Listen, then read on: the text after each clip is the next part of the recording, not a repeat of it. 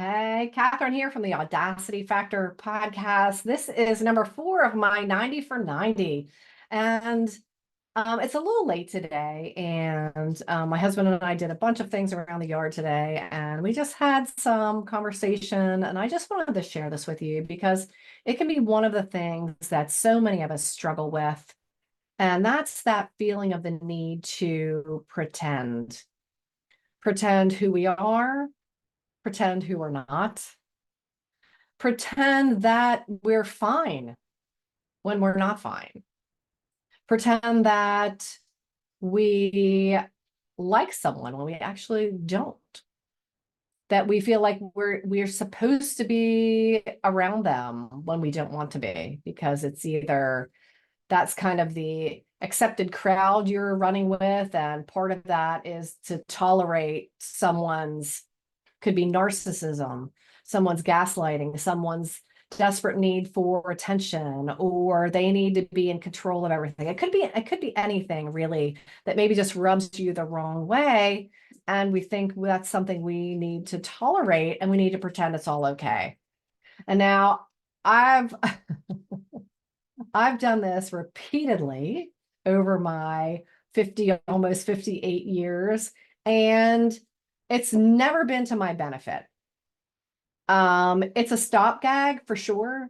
It's to avoid questions, avoid having to deal with your honest feelings, or what's really what the litany in your head actually is. Oh my gosh, I'll tell you what.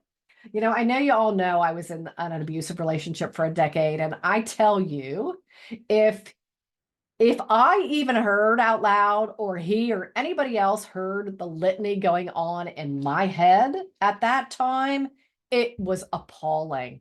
It was appalling. It was filled with hurt and anger and hopelessness and powerlessness and desperation and mean, um, because I was feeling just so undermined and so abused and isolated as well. I just felt that it was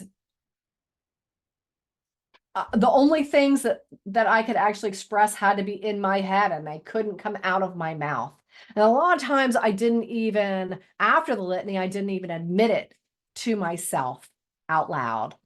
I would just kind of quash that. And that's, when we're shoving everything, all those words down until you have this like impaction of these things you want to say, because it's really what you think and what you mean. You want to be able to say what you mean, and it can be seen as an inconvenience for others, because they might ask you how you are, but do they really want to know? And are those the people that you really want around you then? Is it safe for you to, let's say, unload yourself?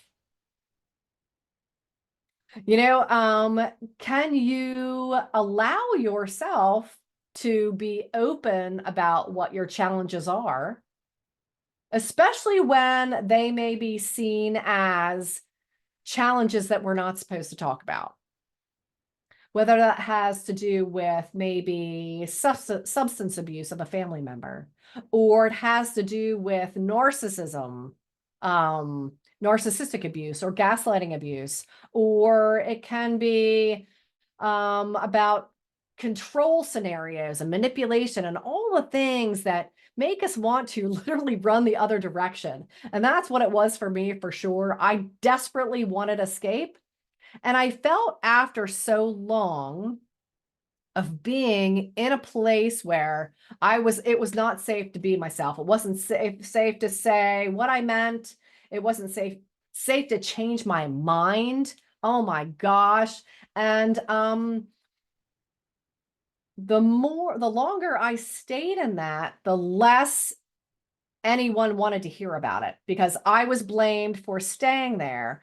What that ended up doing for me was showing me that I had no support from anywhere, that it was my own fault and my own doing, and I chose to stay there. So again, I just shamed myself, guilted myself, judged myself, felt even less worthy isolated myself even more. And I think this is a really important conversation to have because that's so many of us have done that.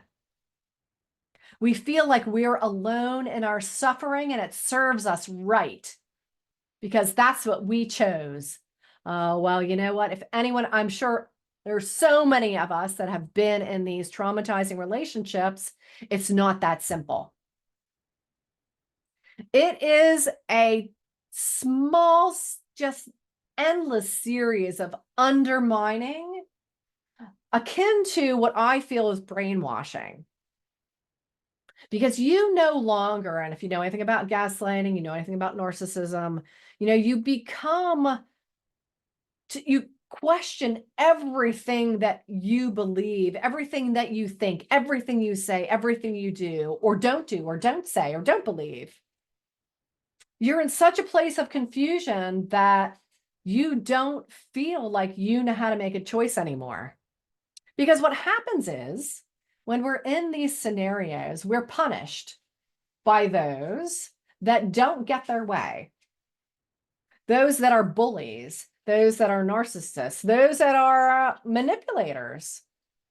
We're punished for them not getting their way. And if you're like me, an empath and a nurturer, then you're wanting to create a happy scenario. And you think, okay, well, I can just adjust this and adjust that. And oh my God, all the micro adjustments then become you no longer knowing who you are.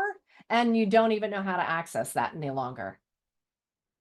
It's devastating, absolutely devastating. We pretend on the outside that everything is just wonderful. And that's what, maybe this other person does or this group does. You're in this friend group that said, this is how you're supposed to be. And, we all love each other. Oh my God, we're best friends. And okay, when maybe that's not true for you. And you don't know what to do about it because you don't want to be alone. You don't want to be ostracized. I'll tell you this right now. It's way better to be alone and on your own terms and be who you are than it is to be pretending who you're not and pretending who those people are, what that situation actually is. Pretending that that job is okay for you, it's fine. Well, if you watch Ted Lasso, what does Roy Kent say? Don't settle for effing fine. And so many of us settle for way less than that because we pretend. We pretend it's okay. We pretend, oh, it's fine. It's all fine. And for me, it came down to not trusting that anybody wanted to hear that it wasn't fine. They were able to tell me, but no one was used to me telling them. So when it came to me expressing that, they didn't know what to do with it. And then if I did it more than once, heaven forbid, well, you know what? I don't want to hear about it. But this is what that pretending does to us. And feeling like we have to pretend or we're going to be punished or ostracized or we're going to be isolated. And a lot of that pretending gives you that feeling of loneliness like no other. I know being in that relationship for me, I've never been so lonely in my life, ever. I spent 3 years alone. And even way before that, I was a single mom for 2 decades. And I didn't do a lot of dating initially. And it was just myself and my daughter. And I was absolutely great with that. So, and I didn't have to pretend anything, nothing. So our pretending really comes in regard to other people. Because as my friend Allegra says, people be peoplein'. But we don't have to accept that for ourselves. We get to choose who we want in our lives, who we don't want in our lives. We don't have to pretend to be something else to belong or to be loved or to be accepted.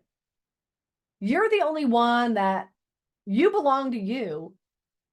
The love is in you. The acceptance needs to come from you, not from anywhere outside of you. Your brother, your sister, your cousin, your supposed best friend or BFF or whatever you want to call it doesn't need to accept you. If they're your BFF, they know everything about you and they love you unconditionally. But you have to accept yourself, love yourself, and stop pretending.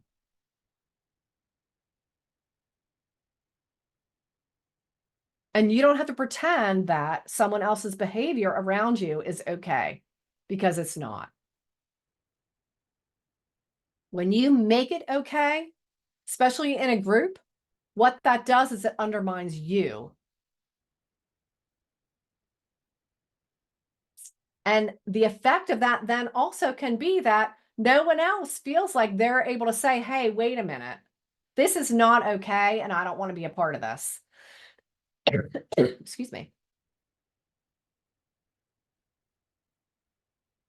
So we've got to give ourselves permission to be open and honest completely, even if it stirs the pot. Even if somebody's not going to like it, it's not about them liking it. It's about you being able to be open and having the respect for yourself and others to tell the truth. Have the respect to say openly what you feel. Now, you don't have to. You can even just say it to yourself in the mirror, but no, it's true. But you get to walk that walk and not just talk the talk at yourself in the mirror. So that's really the choice, especially when the pretending comes along. Are you saying one thing, but acting in another way? Oh, no, it's okay. It's fine. Don't worry about it. You had a moment or whatever it was. Meanwhile, in your head, there's a completely different conversation going on because you're trying to make them feel good. And oftentimes it's they've been a bully, or they need to be the center of attention, or their just behavior is completely abusive or just not something you want to be subject to. It ends up, we allow them to be the victim and we make it okay for them. That's something I was a master of doing. Constantly making excuses for my ex in that abusive relationship. Oh, he just has no social skills. Oh, he just doesn't this. He's just totally not aware. I think he's on the spectrum. I still believe that. But really, when we're making excuses for others, we're not owning up to the truth for ourselves. So is there somewhere in your life you can stop pretending right now? Even if it's, you know what? I want to dress a completely different way. I've always wanted to wear this, and this is what I'm going to start doing. I'm going to stop pretending that I like these suits when I really don't. Or you know what? I love the color bright purple, and I'm going to start wearing that. And if I have to wear this suit, that's the color I'm going to wear. It can be as simple as that. Those are great places to start too. How you wear your hair, how you do your makeup, how you dress, what you have in your home, what you surround yourself with. Those are all things that you right now can take a look and check in with yourself. You know what? I've never liked that lamp. That lamp has got to go. It's a great place to start. Don't have to pretend you like it. And I will say this because I've done it myself too. I have carried around family heirlooms for decades, and I seem to be the depository of the family heirlooms, expected to keep all this crap. Finally, I gave myself permission to get rid of the things that I didn't want.